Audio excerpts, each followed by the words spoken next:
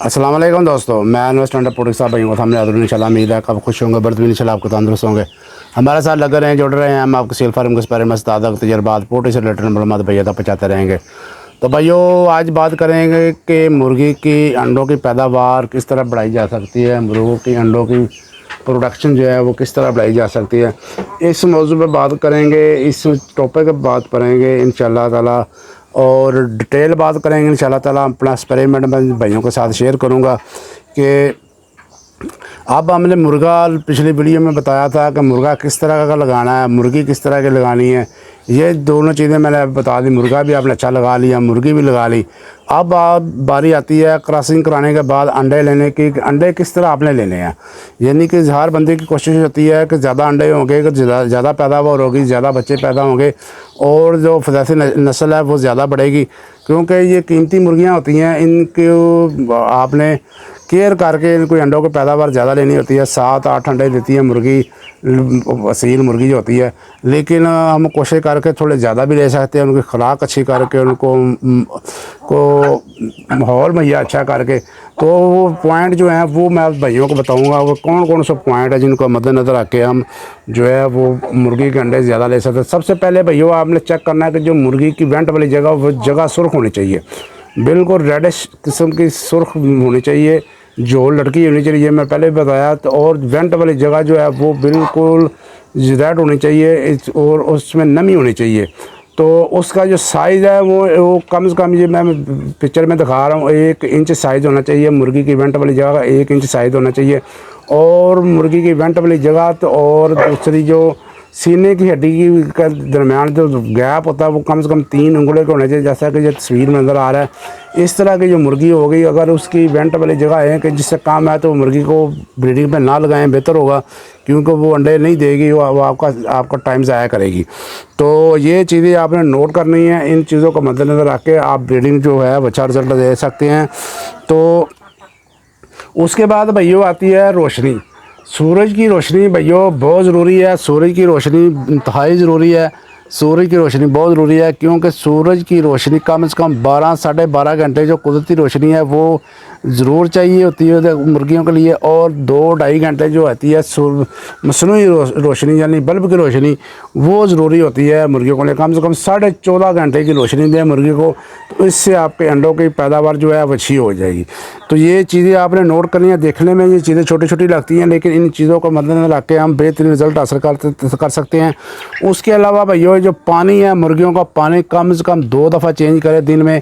पानी का बर्तन साफ़ रखें और 2 दफ़ा ताज़ा पानी मुर्गियों को डालें। इंशाल्लाह ताला मुर्गियाँ जो हैं वो बेहतरीन रिज़ल्ट देंगी आपको अंडों का। इस तरह चीज़ों को नोट करके, ये नहीं कि एक दफ़ा पानी रख दिया बस ठीक है, 2 दिन 3 दिन में पड़ा रहा है वही पी रहे हैं। इस तरह को जो रिज़ल्ट पे फिर रिज़ल्ट भी ख़राब हो जाएंगे, आप केयर नहीं करेंगे। कम से कम 2 दफ़ा कम से कम पानी जो है डेली, गर्मी का मौसम में ताज़ा पानी डालें।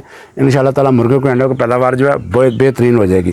उसके बाद भैया जो फीड है आपने 2 हिस्सों में तकसीम करनी है। खुराक डाल रहे हैं, फीड डाल रहे हैं, जो गंदम या चने जो भी आप डाल रहे हैं खुराक, उसको 2 हिस्सों में तकसीम करें। एक टाइम 120-30 ग्राम की फीड होती है एक मुर्गी की, उस हिसाब से आधी खुराक उसको सुबह का टाइम दें और आधी तकरीबन 4-5 बजे के करीब दें। इस तरह 2 हिस्सों में डिवाइड हो। ये नहीं खुराक सारा दिन पड़ी रहे कि जब जी चाहे खा ले, जब जी चाहे उसको बिट कर दे वो खा ले और मुर्गी बीमार हो जाए, उसके अंडों का रिज़ल्ट भी जो है वो ख़राब हो जाएगा।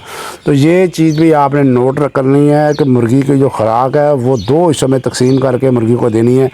तो उसके बाद भैया जो जगह है वो खुली डुली होनी चाहिए। ये नहीं कि मुर्गी तो थोड़ी सी पिंजरा है, तंग पिंजरे के अंदर 8-10 से मुर्गियाँ पहनती। कम से कम 1.5 फुट 1.5 फुट का जो वाया गैप है वो एक मुर्गी के लिए होना चाहिए। जितनी खुली जगह देगा मुर्गी को चलने फिरने की कुदरती माहौल मुहैया करेंगे, इंशाल्लाह ताला मुर्गियाँ उतना ही अच्छा रिज़ल्ट देंगी। और पिंजरे जो है वो बिल्कुल हवादार होने चाहिए। ये नहीं है कि वो लकड़ी लगी हुआ सारे पास सारी साइडों की तरफ से बंद हो, बिल्कुल क्रॉसिंग होनी चाहिए पिंजरे की, इधर से चारों तरफ से क्रॉसिंग होनी चाहिए मुर्गे पिंजरे की। तो बेहतर है खुले हों, लेकिन पिंजरे के अंदर भी हों तो क्रॉसिंग का सिस्टम ज़रूर होना चाहिए, वेंटिलेशन का सिस्टम ज़रूर होना चाहिए, वहाँ की क्रॉसिंग ज़रूर होनी चाहिए। तो ये चीज़ें आपने नोट करनी है। इसके अलावा दर्जा हरारत कम से कम 25 से 30 सेंटीग्रेड होना चाहिए और नमी जो है 70% होनी चाहिए। इन चीज़ों को आपने नोट करना है। इसके अलावा आपने मुर्गी के अंडों को चेक करना, अगर अंडे दे रही है तो उसके अंदर निशान वगैरह तो नहीं आ रहे। अगर مرغی کے پیٹ میں کیڑے ہیں تو اس کے ویکسینیشن کریں. اگر انڈے کے اوپر نشان آ رہے ہیں, وہ لکیریں سی آ رہی ہیں, میری ایک آلریڈی ویڈیو بنی ہوئی ہے انڈوں کو دیکھ کر بیماری چیک کرنے کی, وہ چیک کر سکتے ہیں کہ کس طرح کے نشان آتے ہیں, اس میں نے ڈیٹیل چیزیں بتائی ہوئی ہیں, تو وہ چیک کر لیں آپ. تو انشاءاللہ انڈوں کو چیک کریں, انڈوں کو دیکھ کر آپ کو پتہ چلے گا مرغی کے پیٹ میں کیڑے ہیں تو اس کو ڈورمی کریں. مرغیوں کو بھیا ویکسینیشن ٹائم پہ کریں. ویکسینیشن جو ہے عام جو گھریلو ویکسینیشن ہے وہ تو رانی کھیت کی ہے, وہ کم سے کم 6 ماہ بعد یا 3-4 ماہ بعد کر دیا کریں. باقی لمبی چوڑی ویکسینیشن کا جو شیڈول ہے وہ ایک گھریلو سطح پہ اتنا افیکٹو نہیں ہے, نہیں نہ کرے تو کوئی مسئلہ ہے, کر بھی لے تو کوئی مسئلہ نہیں ہے. بہتر ہے کہ رانی کھیت کا جو ویکسینیشن ہے وہ کرتے رہیں. باقی جو منی ویکسینیشن ہے میں نے کافی چیزیں بتائی ہیں, ان میں پیاز آ جاتا ہے, تھوم آ جاتا ہے, لہسن آ جاتا ہے, اس کا پانی نکال کے وہ پلا دیجیے, منی ویکسینیشن ہو جاتی ہے. اس کے علاوہ سرکے کا استعمال ہے, یہ منی ویکسینیشن ہے. بس طرح بہت ساری چیزیں ہیں. اس کے علاوہ بٹھ جو ہے ڈیلی چیک کیا کریں. بٹھ اگر بہت زیادہ پتلی ہو گیا تو اس کو اس کی غذا میں جو ہے ہیر پھیر کرے, غذا میں متبادل غذا دے, یعنی کہ اس کو ایسی غذا دے جس کے اندر اس کی جو بٹھ ہے وہ سخت ہو جائے, یعنی کہ اس کو خوراک کو تھوڑی سی چینج کر دیں. بٹھ کو ضرور چیک کرنا ہے. اور اس کے علاوہ چونا وغیرہ کھڑاتے رہیں کریں, چونے کا چھڑکاؤ کرتے رہیں کریں, اور جراثیم کو ادویات کا جو چھڑکاؤ وہ بھی کرتے رہیں کریں. اس طرح جو ہے مرغیاں جو ہے آپ کی صحت مند رہیں گی تو انشاءاللہ تعالیٰ انڈوں کی پیداوار زیادہ ہوگی. تو اس کے علاوہ بھائیوں پروٹین والی خوراک جو ہے وہ مرغیوں کو مہیا کیا کریں.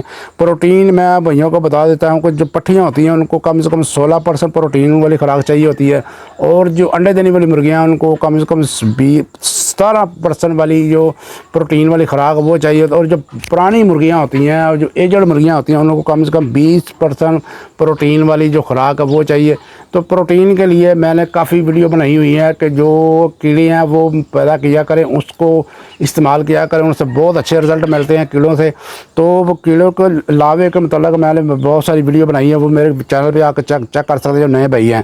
تو بھائی اس طرح کی جو چیزیں ہیں. اس کے علاوہ مرغیوں کو سبزیاں کو کھلائیں, مرغیوں کو سبز پتے کھلائیں, پالک کھلائیں, یہ چیزیں استعمال. انڈوں کے چھلکے استعمال کریں, کیلے کے چھلکے استعمال کریں, ان میں کیلشیم ہوتا ہے بہت زیادہ ہوتا ہے, پروٹین بہت زیادہ ہے. نیچرلی جو چیزیں ہیں وہ استعمال کیا کریں. انشاءاللہ تعالیٰ اس طرح آپ کو ان چیزوں کو مد نظر رکھتے ہوئے انشاءاللہ انڈوں کی بہترین پیداوار لے سکتے ہیں. یہ کچھ بھائیوں چیزیں تھی میرے ذہن میں بھائیوں کے ساتھ شیئر کر دی. انشاءاللہ امید ہے کہ بھائیوں کو سمجھ آ گئی ہوگی ویڈیو کی.